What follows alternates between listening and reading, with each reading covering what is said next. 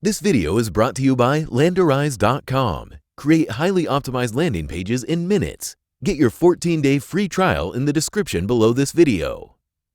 Alright, so your target campaigns display an extra step during the creation process that allows you to add targets after setting up your targeting options. So you can select your targets from Zeropark's list that is available to you, or you can submit your own targets in bulk. So first thing you need to do is start by creating a new target campaign, and you'll provide all the basic campaign information. So we're going to do that by choosing a traffic type. Our first traffic type, we're going to go ahead and just do pop traffic. And then from here, we're going to select target or source campaign. And then we're going to want to select a target campaign. So now you would need to complete all your basic details, and your target campaign type requires submitting the list of site URLs or hashes of top performing targets. So make sure you add that. I'm going to say don't show again because I'm aware of that. So now you just have to complete the general campaign details, and then you can go ahead and save and continue in order to enter your targets. So let's go ahead and do that now.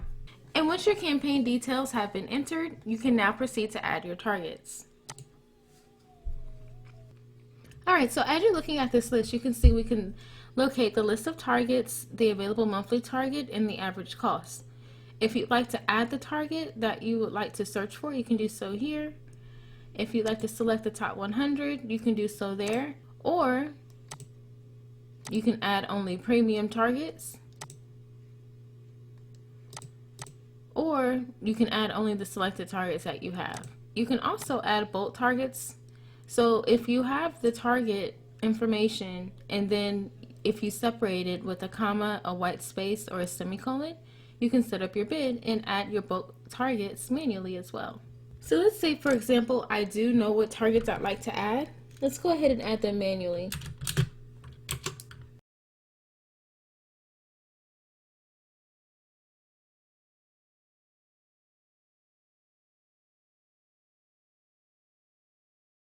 And then you'll just select add targets.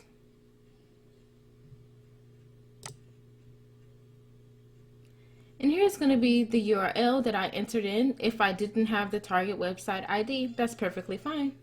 And then it says active, and then you would save. So now you have successfully set up your target campaign.